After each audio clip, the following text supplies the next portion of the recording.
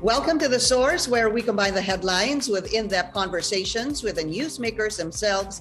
I'm Pinky Webb. Today on the program, the Interior Department floats the idea of no vaccine, no subsidy for the Pantawid Pamilyang Pilipino Program beneficiaries. But senators, Congressman and Vice President Leni Robredo opposed the move.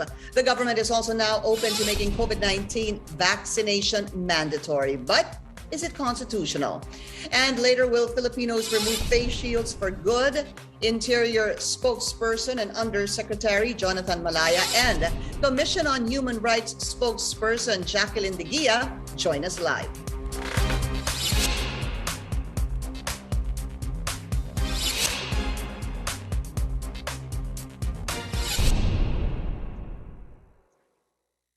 The government is looking for ways to expedite its COVID-19 vaccination program. This time, the Interior Department says the government can add vaccination as a requirement for anti-poverty program beneficiaries. The DILG says many of the 4P recipients remain unvaccinated. And what about making COVID-19 vaccination mandatory? Let's go straight to the source of the story. We have Commission on Human Rights Spokesperson, Attorney Jacqueline De Guia. Spokesperson De Guia, welcome to the source. Maraming salamat po sa inyong oras. Hi, Pinky. It's a pleasant Monday morning to all our televiewers and to you as well. Okay, good morning to you, Attorney. The no vaccine, no subsidy proposal being floated by the DILG. Can we get the stand of the Commission on Human Rights regarding this? Well, we are hopeful that a law will have to be passed before such proposal will be implemented. The Syracuse Principles provides that in times of a national emergency, the state can actually use public health as a valid reason for the exercise of this power, and therefore certain rights can actually be limited. However, there are certain prerequisites. One is that it must be absolutely necessary, and number two is it must be legal, it must have certain limitations, and it must not be susceptible to abuse. In the case of the 4Ps, to make it legal, there has to be a law passed mandating that vaccination will have to be a condition. Because if we look at the original law, I think vaccination was not one of the conditions stated therein. Absolutely. I think in the Republic Act, 11310, the vaccination being mandatory to be able to receive your ayuda doesn't explicitly say there. It doesn't actually really say there. So in other words, payag po ang CHR as long as i-amend po yung batas, which is basically RA 11310. Yes, because basically we've always had a consistent stance since the beginning. We espouse vaccination for all. That's why we had a campaign about that. Vaccination will ultimately be the answer in COVID-19. However, before it becomes mandatory, we must make sure that it is available and accessible so that it will not be discriminatory. And then, of course, a massive education campaign will have to accompany it, because there has been a lot of disinformation and misinformation in the past few months, and many have questions, many have clarifications about it.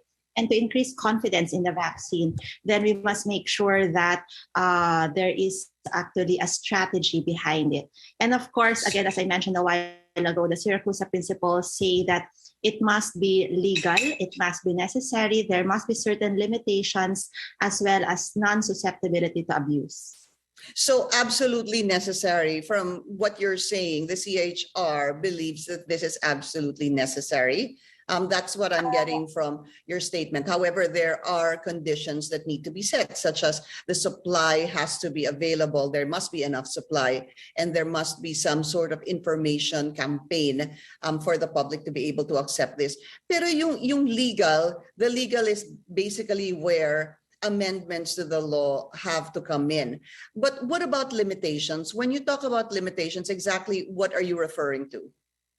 You're spot on when it comes to limitations. First of all, it cannot be imposed on all the population.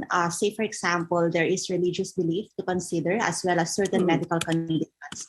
If, for example, they cite religious belief as well as certain illnesses as a reason for non-vaccination, then of course that will have to be valid exceptions. So it must contemplate a situation where there are exceptions to the general rule, where there are no sweeping or blanket rules when it comes to vaccination, because we have to factor in some considerations into that issue. So that's clear, because even if, let's say, attorney, we make this, let's talk about vaccination being mandatory, not just for ayuda, hindi lang po yung no vaccine, no ayuda. Let's talk about it being encompassing na lahat, it becomes mandatory vaccination. It's good to note that you are saying that when it comes to limitations, there has to be those exemptions, because there could be, as you mentioned a while ago, hindi ho ba yung religious beliefs. At meron din po yung sigurado nga na meron po silang certain conditions that might be counterproductive or might be damaging to their health. That's right. And again, a humanitarian approach will have to be employed. No, when we say mandatory, it should not be from a police and peace and order approach. What we are seeing here is that there has to be a massive education campaign, and similar to the security search in a mall. Say, for example, if you surrender your bag, that is the regulation in the mall before you enter the mall. And therefore, you voluntarily surrender your bag because you want to go inside the mall. In the same way that if you want to have access to public service, then we are voluntarily subjecting ourselves to the vaccine. But one must not force the person into being vaccinated if, for example, they choose to opt with the consequences. Say, for example, non-access to a public service. So, for example, here in the country, if, for example, a person knowingly, deliberately, and consciously rejects vaccination despite being educated and despite being fully aware of it. And by that, I mean there's no intimidation, there's no threat, and there's no harassment. Then that's perfectly okay because they know the intended consequence. What we are wary of is it becomes misleading if we say mandatory, because people might have that fear that they're going to be dragged, that they're going to be turukan na lang bigla. So we hope that a humane approach will be employed. Again, it's a right to health issue. We must look at it from a human rights-based perspective. Siguro also, attorney, it's good you mentioned that because there was talk in the past na kukunin sila sa kanilang mga bahay. Hindi ho ba? Merong gano'n na para mabakunahan sila. Yun po yung sinasabi nyo, let's not talk that way. Let's not siguro go into that particular approach, because something like that will instill fear, might make the person more hesitant na magpabakuna. That's right. We're just adding to the fear. We're not addressing the fear per se. Much of the fear is rooted on lack of knowledge or ignorance. Or misinformation, disinformation before. We have to address that. We have to increase confidence in the vaccination. And that is by educating them about COVID-19, educating them about the effects of COVID-19, as well as the vaccine, the advantages of being vaccinated. So we have to assuage their fears rather than fuel their fears.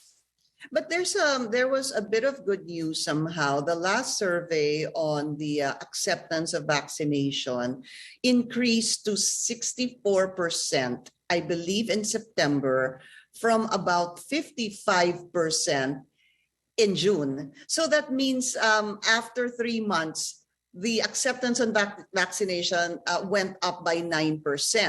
I guess also, a big factor would be, pag nakita mo yung inyong mga kapitbahay, yung inyong mga kilala, ay nava-vaccinate na, sila din, on your own, you become a little bit more trusting and encouraged to do the same. That's right. And it's a welcome development. And it means that our education strategy is working. And the CHR has also been one in the government in this regard. And the moment that word spreads, there's confidence in the vaccine.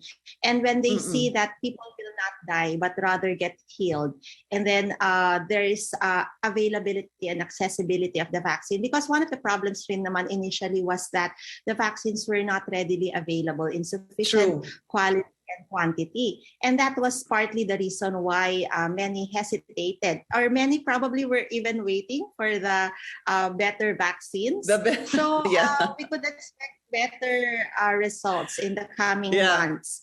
And we are hopeful that we will achieve that state where we will have herd immunity.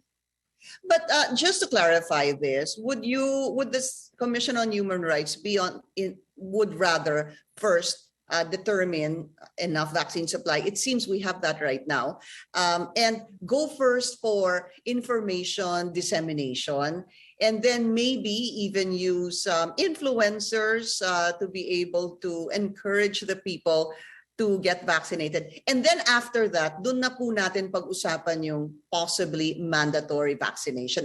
Are those the steps you'd rather see first? Yes, definitely. Again, we want to make sure that everyone on their own volition accepts vaccination. It becomes easier for the state if there is voluntariness on the part of the public and there is acceptance in that regard. And the key there is education. Again, we must study the root causes of why there is low confidence in the vaccine. Maybe they were having the wrong information to begin with.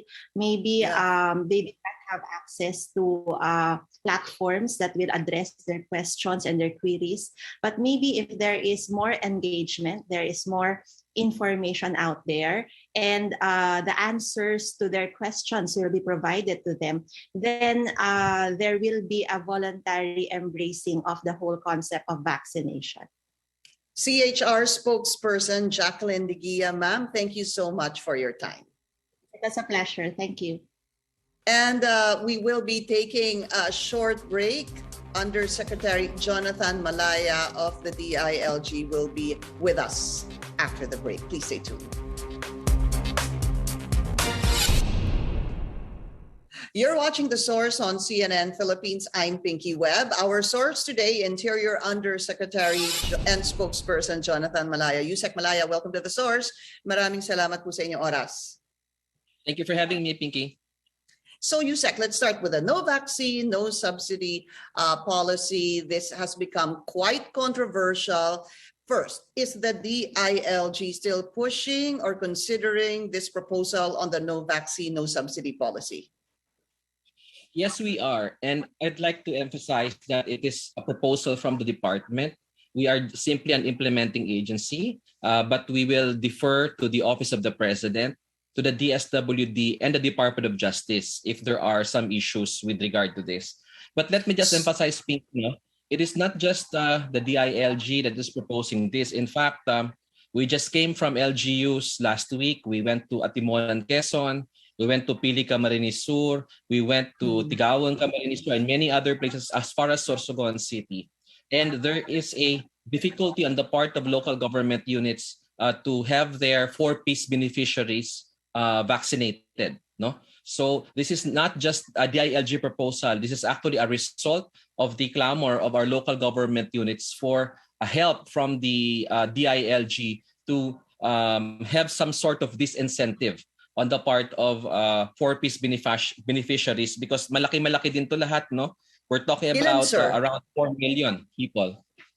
Yeah, 4.4 million beneficiaries under 4Ps. So how many, if you have the numbers, how many have been vaccinated among the 4.4 million? Yes, the 4.4 million is simply the households, no? So if you multiply that by 3 or 4 or maybe 6, then you will get some 18 to 20 million Filipinos. And based on the data, individuals, yes. And based from the data from the DSWD, only 12% of these households have been vaccinated. So this is really a large segment of the population that we need to be vaccinated. And we are running out of time. And our target is to have population protection by the end of the year, and we're targeting 1 million vaccinees per day. That is why the DILG is proposing this scheme. Okay. I want to clear that up, sir. If we have 4.4 million households, lagay na lang po natin kasi let's talk about individuals. Let's put it at times 5. So that's about more or less 20 million. Pero yung 20 million naman po, hindi kasama dyan yung mga bata. Ano po? So I don't know how many would be really eligible. But if we put it even at 15 million, you're saying that only 12% have been vaccinated among the 4.4 million households?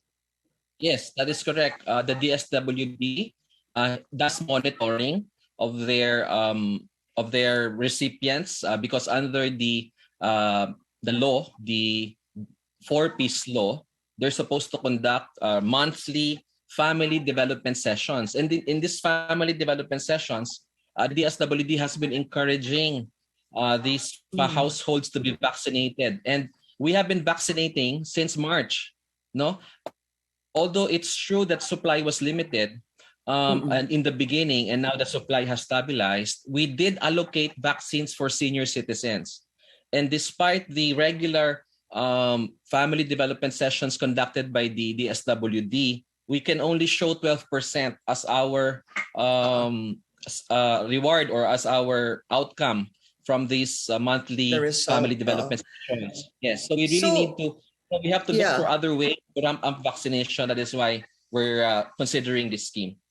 So truly, mababa po talaga yung 12%. That is a fact. 12% out of 4.4 million households, napakababa po niyan. And we are ramping vaccination. But I want to first go back to this question, sir. Sabi niyo po kasi humihingi sa inyo ng tulong yung mga local government officials because the members of the 4Ps ayaw po magpabakuna. So you're saying that you're proposing this first and foremost because mayors were asking for your help, ganun ho ba? This is born out of mayors or local government officials seeking your help. In other words, sa kanila ho ba nanggaling tong idea na gawin na po natin tong no vaccine, no ayuda proposal? Yes, you know, Pinky, we have been meeting with the mayors almost weekly, no, since we started the ramped up vaccination last month. And we have been utilizing so many strategies to get people vaccinated. No, we have this education campaign, to the family development sessions, town hall meetings. We've been holding town halls.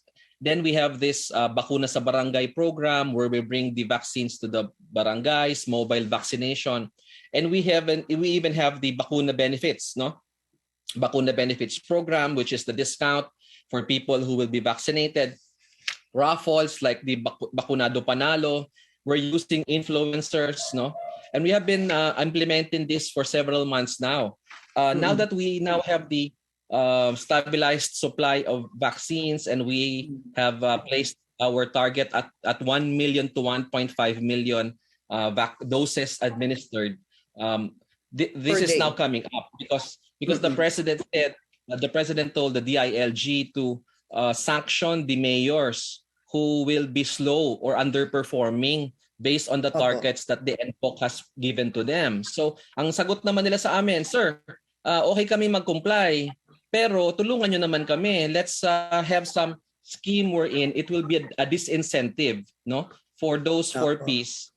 Ma-withhold yung kanilang subsidy kung hindi sila magpapabakuna. Yeah. So you're actually doing the exact opposite. Instead of an incentive, which you already said you have been doing, information dissemination, raffle, dinadala po yung bakuna sa kanila, etc.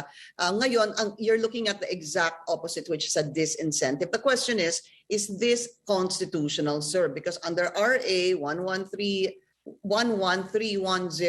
it doesn't say anything there that you need to be vaccinated in order to get your ayuda. Well, as I said, Pinky, we will leave it up to the Office of the President, to the Department of Justice and the DSWD on whether on the legality of this issue. Kami naman, no, we are looking for ways to be able to ramp up vaccination. We are relaying to the relevant government agencies the clamor of our local government units, and we are telling them that we really are facing problems in terms of vaccine hesitancy and in terms of vaccine preference. Andun pa yung isa pang issue dyan is yung vaccine preference, no? Pag Sinovac ang ating bakuna, konti lang ang nagpaparehistro, pero pag Pfizer, mas madami ang nagpaparehistro. Unfortunately, it's so hard to bring Pfizer to the barangays, to the upland area. Because of the storage requirement. Yes. So yung mga mayors, I think I talked to some 10 mayors last week. Pare-pareho ang sinasabi nila, sir, we hope to meet the target and we hope we are not sanctioned by the DILG. But can we look for, we now have incentives kasi meron na sila mga, they're even planning to give 2 kilos of rice to every vaccinated person. Pero naghahanap din sila ng disincentive, and a combination of these two things I think will allow us to ramp up and meet our targets. All right, we just need to take a very short break. We will be right back.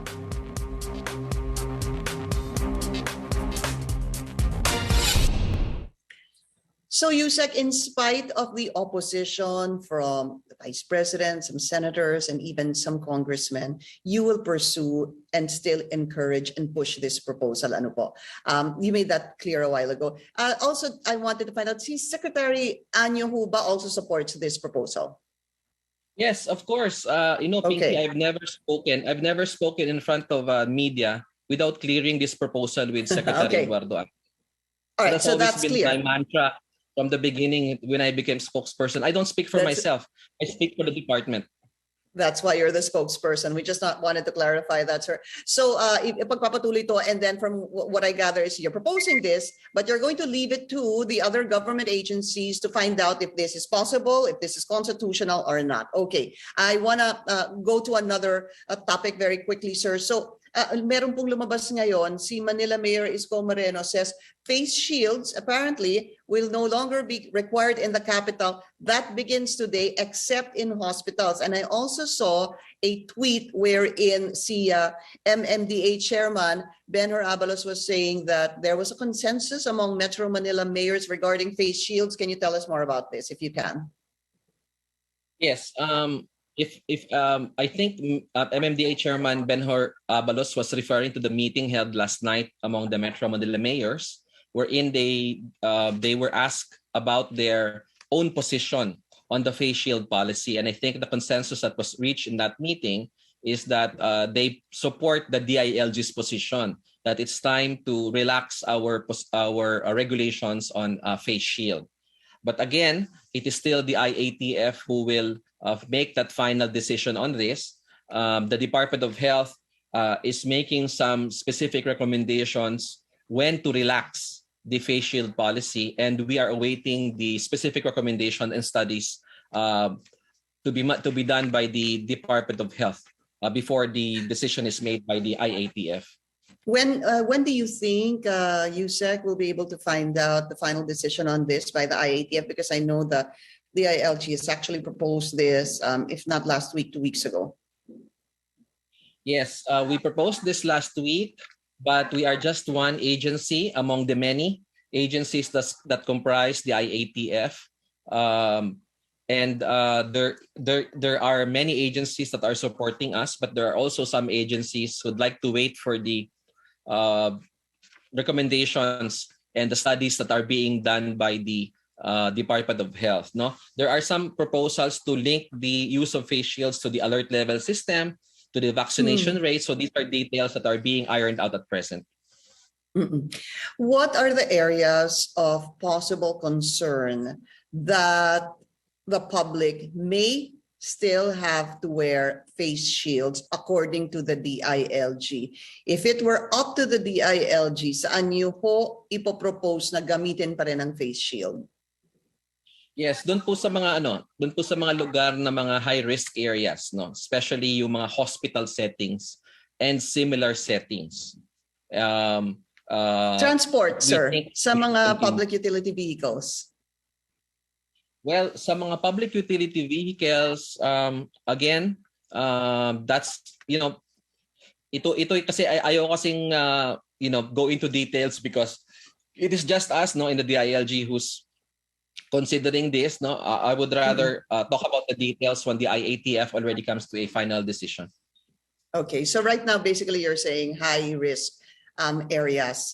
Because also, hindi ho ba Usec nagkaroon din ng kalituhan with regards to PUVs, kung papayagan na yung mga minors and seniors na sumakay, to which it was already clarified na pwede po silang sumakay sa mga public utility vehicles. But the question remains, sa ngayon, kailangan pa ho ba silang gumamit ng mga face shields habang nakasakay sa PUVs? Well, right now, yes, no, because the decision has not yet been made. Kaya nga ayoko rin dumagdag sa kalituhan by detailing the DILG's specific proposals on this matter. No? Basta kami, I would rather that i-relax na po natin ito, but of course, we will defer to the final decision from the IATF. All right, the DILG spokesperson, Undersecretary Jonathan Malaya, sir, thank you for your time. Thank you for having me again, Pinky. God bless. And thank you for joining us here on The Source. I'm Pinky Webb. You're watching CNN Philippines.